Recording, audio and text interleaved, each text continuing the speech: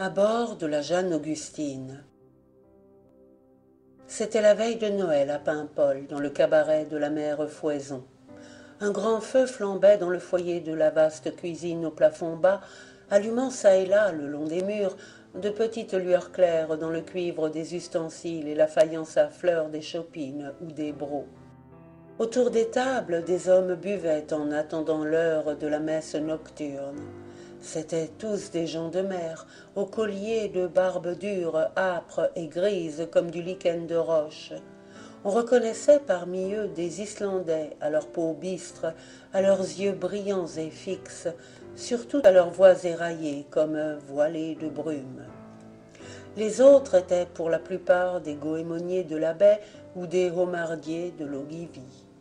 La porte s'ouvrit. Une bouffée de bise entra, et avec elle un colosse à barbe brune et frisée, une tête de dieu assyrien sur des épaules immenses. « Ohé, à bâbord !» cria l'un des buveurs. « Par ici, Yvon Floury !»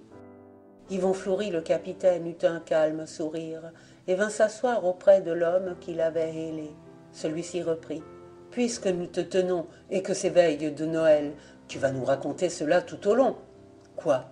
L'histoire de la Jeanne Augustine. » Yvon Floury demanda une moque de cidre, passa son énorme pouce dans l'anse de la chopine et trinqua à la ronde avec les compagnons.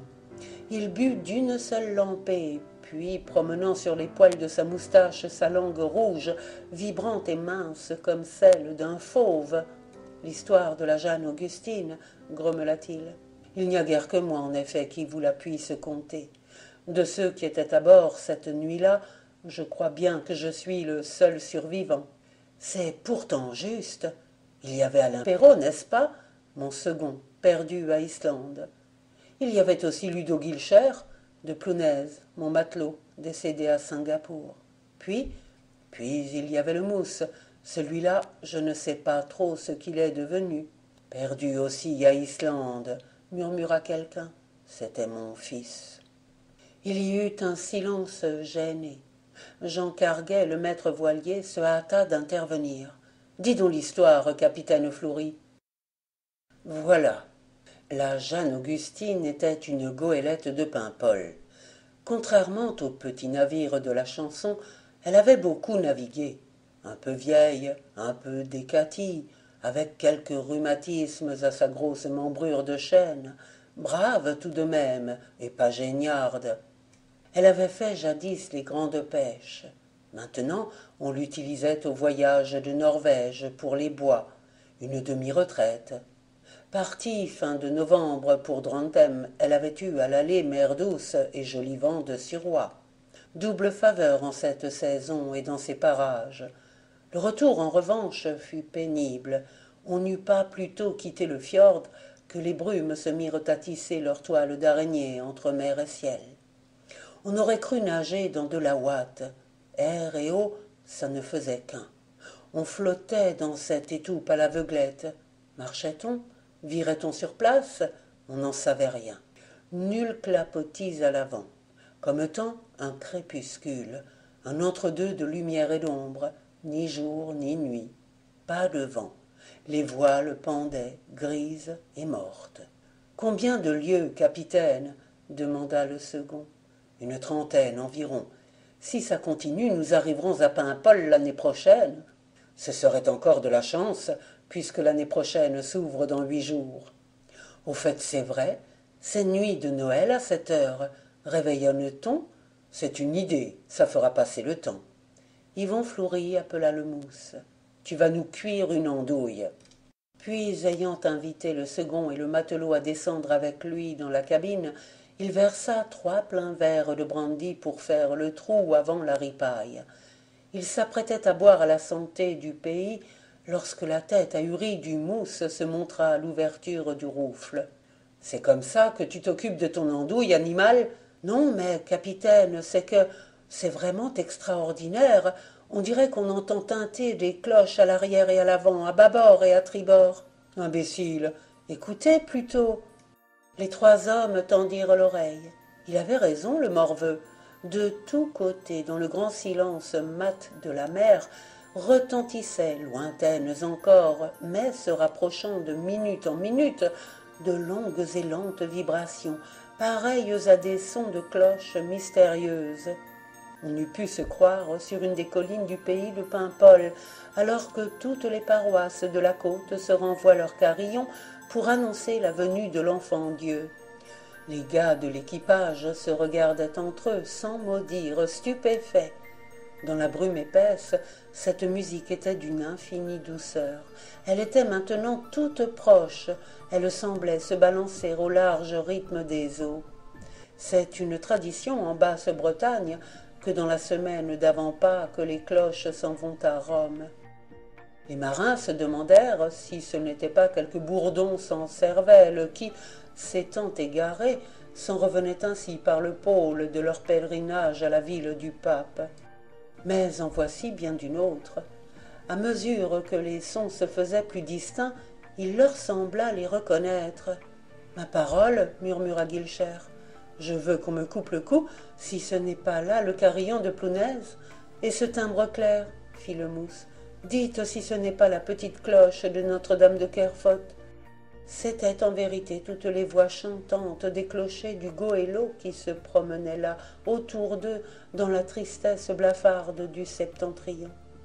Et ils se sentaient le cœur serré d'une angoisse étrange. Que pouvait bien présager ce signe? À la lueur tremblante de la lampe de cuivre accrochée à une des poutrelles de la cabine, ils se voyaient pâles comme des morts. Ils se décidèrent à monter sur le pont, voulant savoir. Le bruit sonore allait toujours grandissant, mais on ne voyait rien. Les brumes demeuraient inertes et pendantes. Pas une ondulation dans leurs vastes plis. Les hommes s'étaient accoudés au bordage. Ils échangeaient des propos rapides, à voix basse, comme s'ils eussent été à l'église.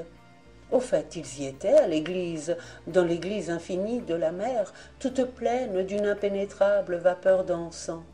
Le mousse, grimpé dans le haut banc, poussa un cri éperdu. « Des cierges! J'aperçois des cierges !» De toutes parts, en effet, presque au ras de l'eau s'allumaient ainsi que des lucioles, des flammes pâles qui se mirent à tourner autour du navire. On eût dit une flottille d'étoiles émergée de la profondeur diffuse des ténèbres. Puis apparurent les colonnes blanches des cierges. Enfin les bras qui les tenaient se montrèrent à leur tour, et après les bras, des têtes et des épaules surgirent. À ces têtes, de longues barbes mouillées pendaient, qu'on eût prises pour des goémons épaves. Oh, les lamentables faces blêmes aux traits figés! Elles se suivaient comme les gens d'une procession. De leurs lèvres entr'ouvertes un chant s'exhalait, et subitement les cloches se turent. On n'entendit plus que ce chant, pareil à une plainte, mélopée lente et triste à fendre l'âme. Si faibles que fussent les paroles, on en percevait le sens. C'était un Noël breton, un de ceux que les petits pâtres vont fredonnant de porte en porte durant la veillée sainte. Les hommes de la Jeanne Augustine se signèrent avec une dévotion mêlée d'épouvante. Le chant disait « Une étoile à l'Orient s'est levée, un Dieu nouveau est né pour la terre grande et pour la mer profonde. » Le mousse claquait des dents là-haut dans les vergues, et sur le pont les hommes aussi grelottaient, et ce n'était point de froid. Longtemps les têtes défilèrent, dans le crépuscule arctique les petites lueurs pâles que faisaient les flammes des cierges. Parfois elles venaient si près du bord qu'on distinguait à leur clarté les visages de ceux qui les portaient. Longtemps, oui, cela dura longtemps. Et puis, sans qu'on sût comment, tout cela passa, s'effaça, s'évanouit. Il n'y eut plus dans la nuit qu'une solitude plus vaste et un silence plus mystérieux. Soudain, un craquement se fit dans la vieille carcasse du navire. Les cordages se tendirent, les voiles s'enflèrent, comme si la respiration du vent, jusque-là oppressée par l'attente de ces choses, fût redevenue libre de se jouer à travers l'espace. À l'avant de la Jeanne Augustine, l'eau se mit à mousser, entonnant la douce chanson de marche. et les hommes furent tout heureux de sentir qu'ils vivaient encore, que leurs âmes ne les avaient point quittés. Ils restèrent néanmoins près d'une heure sans se parler, tant les réflexions qu'ils avaient à se communiquer leur semblaient inexprimables. Alain Perrault, le premier, desserra les lèvres. « J'ai reconnu Jean Gastrenec de Pinvenant, prononça-t-il. J'étais avec lui à bord de la Reine des Anges quand il trépassa, même qu'il m'a fait un signe avec la main, comme pour me dire je ne sais quoi. Ah, le pauvre Gastrenec! Moi, j'ai reconnu Louis Persson de Plouguiel, fit le capitaine. Il avait encore la fente qu'il s'ouvrit dans le crâne en tombant des huniers. Moi, Anton Lablaise de Pontrieux, s'écria le mousse, mon parrain, Dieu lui pardonne. Moi, dit le matelot, j'en ai reconnu plus de 30. Il entreprit de les nommer en comptant sur ses doigts, mais au 10e, le capitaine l'interrompit. « Assez, tais-toi !»